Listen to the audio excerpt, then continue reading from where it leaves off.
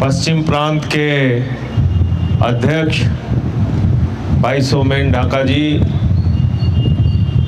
सभी आम आदमी पार्टी के पदाधिकारी, दिल्ली के हमारे निगम पार्षदगण, विधायकगण और इस गांव के तमाम यहाँ पे सम्मानित बुजुर्गगण बैठे हैं, मैं उनके चरणों में प्रणाम करता हूँ।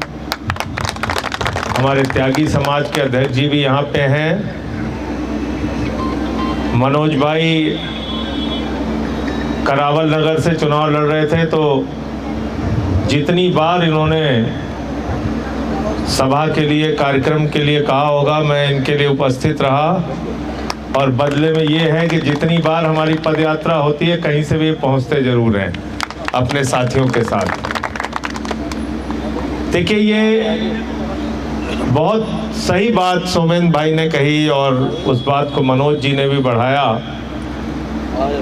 कि आखिरकार सब कुछ के बाद ये देश तो अपना है, इस देश का नुकसान नहीं होना चाहिए। और आज जो हालात हैं उसमें हम लोगों को सोचना पड़ेगा कि राजनीतिक दलों के सामने प्राथमिकता क्या है, कौन सा राजनीतिक दल है, किस मुद्दे पे काम कर रहा है।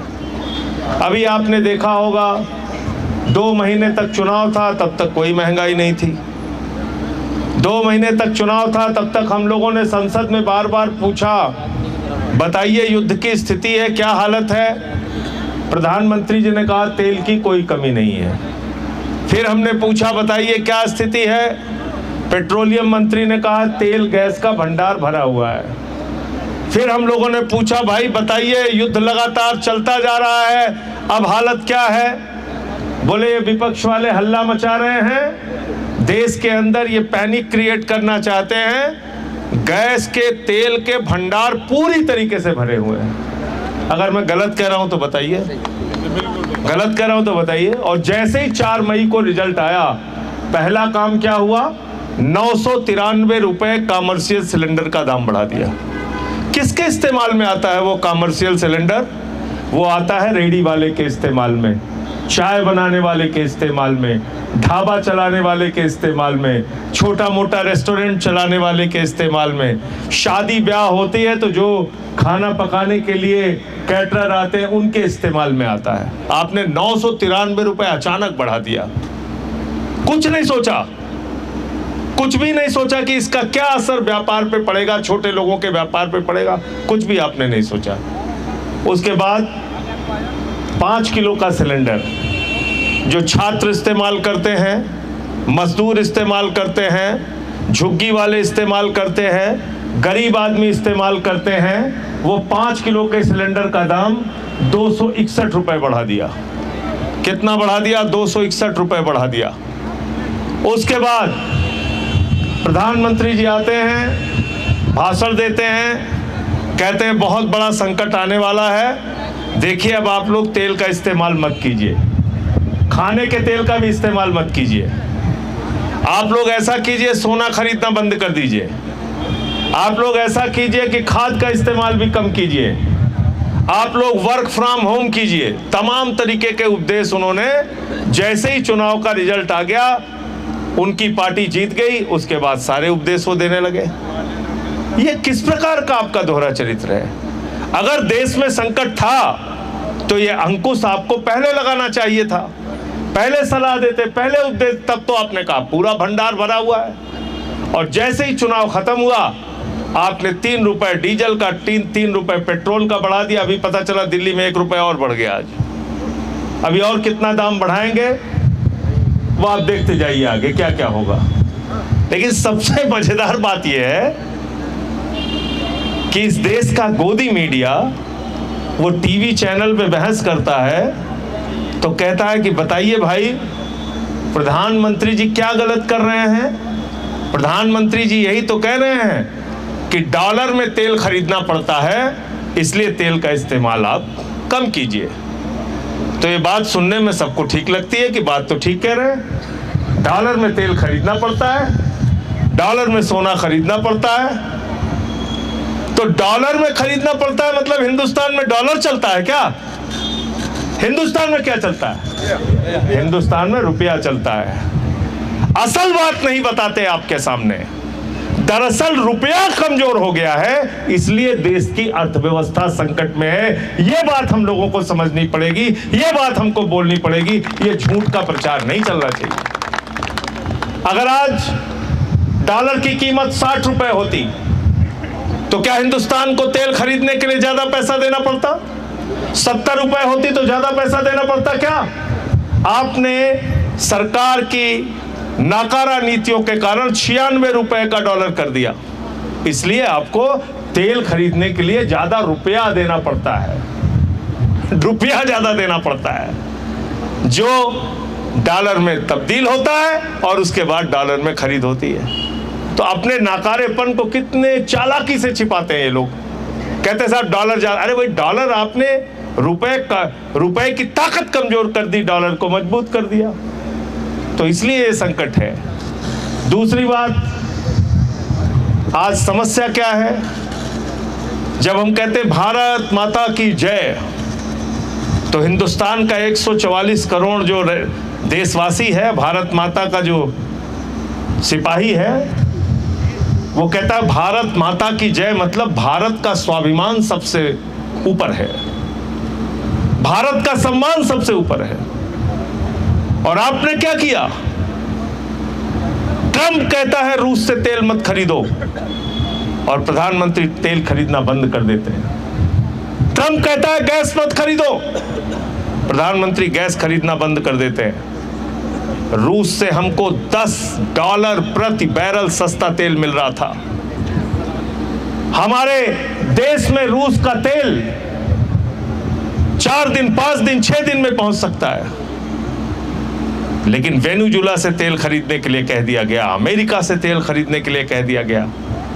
क्या हम पराधीन हैं? क्या हमने अपनी स्वाधीनता खत्म कर दी है? तो इसलिए जब मैं ये कहता हूं कि इस देश में महंगाई आई नहीं है, लाई गई है, और इसके लिए प्रधानमंत्री सीधे तौर पे जिम्मेदार हैं। सस्ता तेल आज रूस से खरीदो और हिंदुस्तान की जनता को सस्ता तेल दो, सस्ती गैस खरीदो, सस्ता गैस दो। किसने आपको रोका है? दूसरा काम आपने क्या किया? विदेश नीति में हर देश अपना फायदा पहले देखता है। भारत के प्रधानमंत्री ईरान के दौरे पे गए थे, वहां पर उन्होंने कहा था ईरान से हमारी मित्रता सदियों से पुरानी है, इतिहास से भी पुरानी है। लेकिन जब युद्ध का मौका आया, आप 2 दिन पहले इजराइल की यात्रा पे चले गए। यहाँ बैठे हुए त्यागी समाज के लोगों को शायद इस बात की जानकारी ना हो, मुझे भी जानकारी नहीं थी। जब युद्ध शुरू हुआ तो मैंने जब जानकारी हासिल की तो पता ये चला कि स्ट्रेट ऑफ हार्मोज जो रास्ता है, समुद्री मार्ग है जिस पर ईरान का कब्जा है, वहाँ से भारत का 60% कच्चा तेल आता है, वहाँ से भारत की 50% गैस आती है। ये बात हमको नहीं पता थी, लेकिन भारत के प्रधानमंत्री को पता थी। तो आपने ईरान से अपने रिश्ते क्यों खराब किए?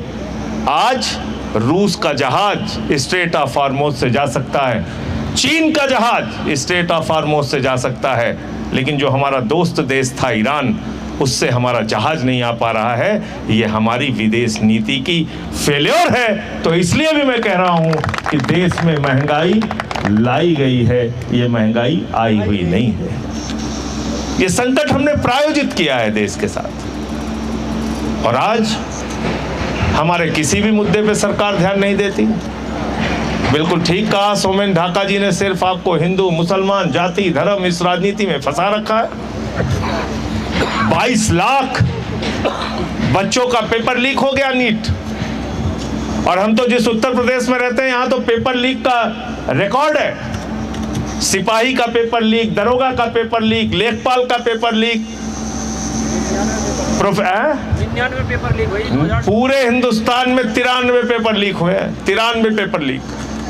आप बताइए, आप अपने बच्चे को पेट काट के पढ़ाते हैं, महीने का 5,000 10,000 रुपए कोचिंग के लिए देते हैं, उसको रहने का इंतजाम देते हैं, बड़ी मुश्किल से दिन रात वो पढ़ाई करके तैयारी करके परीक्षा देता है, बाद में पेपर लीक हो गया। 4 बच्चों ने आत्महत्या की। बिल्कुल ठीक आपने कहा, 4 बच्चों। एक अंशिका पांडे नाम की बिटिया थी, 4 नंबर से उसका पिछली बार नीट की परीक्षा में रह गया था।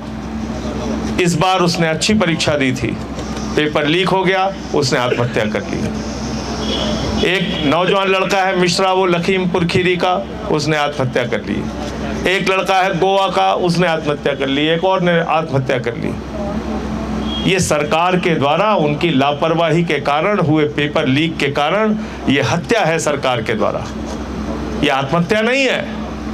आप उनके मनस्थिति को समझिए, किस तरीके से लड़के दिन रात मेहनत करते हैं, तैयारी करते हैं। तो उत्तर प्रदेश में तो पेपर लीक पे पेपर लीक हो रहा है, लेकिन इसमें कोई आवाज नहीं उठाता, कोई नहीं बोलता। तो आज मेरा ये मानना है कि अपने मुद्दों पे हमें राजनीति करनी पड़ेगी। और प्रधानमंत्री तो हम लोगों को किसी लायक नहीं समझते, खास तौर से यूपी वालों को तो बिल्कुल लायक नहीं समझते। एक सभा में गए, आप हरियाणा से हो, सुनिए क्या कहते हैं हमारे प्रधानमंत्री। कहने लगे, हाँ भैया यूपी के नौजवान हो? बोले हाँ साहब। बोले तुम्हारे लिए रोजगार लेके आया हूँ, चुनाव का टाइम था। तो बोले हाँ क्या रोजगार है साहब? कहें गोबर से तुमको रोजगार दूंगा, जिता दो एक बार। 5 साल हो गया गोबर का रोजगार खोज रहे हैं हम लोग। गलत कहा हो बताइए। उसके बाद एक सभा में गए, कहने लगे बताओ भाई, अगर गांव गांव में कब्रिस्तान है तो शमशान होना चाहिए कि नहीं होना चाहिए? पब्लिक कह रही हाँ होना चाहिए। प्रधानमंत्री की प्राथमिकता स्कूल बनाने की नहीं, अस्पताल बनाने की नहीं, गांव की सड़कें बनाने की नहीं, पीने का साफ पानी देने की नहीं, पर्यावरण की सुरक्षा की नहीं। प्रधानमंत्री की प्राथमिकता अगर शमशान बनाने की और गोबर से रोजगार देने की होगी तो देश कहाँ जाएगा? हम आप इसका मूल्यांकन कर सकते हैं। आज 4 साल की नौकरी कर दी सेना में। हमारे घरों के भी बहुत सारे लोग सेना के अंदर अपनी सेवाएं दे चुके हैं, रिटायर्ड फौजी हैं। ये किस प्रकार का आपने काम किया? आपके पास अडानी, अंबानी, दुनिया भर के लोगों के लिए पैसा है। 17 लाख करोड़ रुपए आपने चंद पूंजीपतियों का माफ कर दिया। भारत की सेना के लिए पैसा नहीं है आपके पास। आपने 4 साल की अग्निवीर योजना लागू कर दी। तो मैं समझता हूँ ऐसे तमाम मुद्दे हैं, उन मुद्दों पे हमको एकजुट होना पड़ेगा। और जब आप मुद्दों पे बात करेंगे तो मैं समझता हूँ कोई भी सरकार हो, चाहे हमारी सरकार हो, चाहे भाजपा की हो या समाजवादी, किसी भी पार्टी की सरकार है, अगर जिस दिन मुद्दों पे राजनीति हिंदुस्तान में होने लगेगी, नेता कोई भी हो उसको आपके हिसाब से चलना पड़ेगा, तब आप सही रूप में मालिक बनेंगे। अभी तो ये लोग हमको गुलाम समझते हैं। मालिक तो सही आप बनेंगे तब जब आपके हिसाब से सरकारें काम करें, और वो करेंगी तब जब आप अपने मुद्दों पे ध्यान देंगे। 1 लाख सरकारी स्कूल हिंदुस्तान में बंद हो गए और अकेले यूपी में 50,000। आप बताइए, ये शिक्षा के प्रति हमारी सोच है? हमारी सरकारों की प्राथमिकता है? मिड डे मील में नमक रोटी खाने को मिल रहा है, सरकारी अस्पताल में मोमबत्ती में ऑपरेशन हो रहा है। ये सुविधाएं टैक्स हमसे लेते हो, लाखों करोड़ रुपए क्यों नहीं मिलती हमको? क्योंकि हम इन मुद्दों पे आवाज नहीं उठाते। आज मैं सिर्फ इस यात्रा के माध्यम से आप सबसे एक ही अपील करना चाहता हूं। एक हमारे साथी हैं संतोष यादव जी, इस यात्रा में चल रहे हैं, वो मिर्जापुर से आए हैं। उन्होंने बैनर आगे लिखा हुआ है 22 घंटे पेट को, 2 घंटे देश को।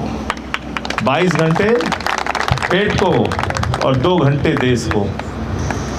तो जो कुछ भी आप किस दल में हैं वो महत्वपूर्ण नहीं है, लेकिन देश के लिए सोचना आप सबकी जिम्मेदारी है। और कोई भी गलत बात बोल रहा है, कह रहा है, तो उस पर सवाल उठाना शुरू कीजिए, तभी लोकतंत्र जीवित रहेगा, तभी सही मायने में संविधान जीवित रहेगा। हमारे साथ इस यात्रा में दीपचंद जी चल रहे हैं, दोनों आंखों की रोशनी नहीं है इनके पास, और इस यात्रा में तपती धूप में चल रहे हैं। इनके एक साथी हैं, उनके सहारे से ये चलते हैं, अमरोहा के रहने वाले हैं। मैंने जब इनको देखा यात्रा में चलते हुए, मैं हैरान हो गया, क्या जज्बा है इनके मन में, समाज के लिए कितनी पीड़ा है। इनकी आंखों की रोशनी भले नहीं है, लेकिन इनका दिल इस देश के दर्द को समझता है। ये हिंदुस्तान है, इस बात को हमें समझना है।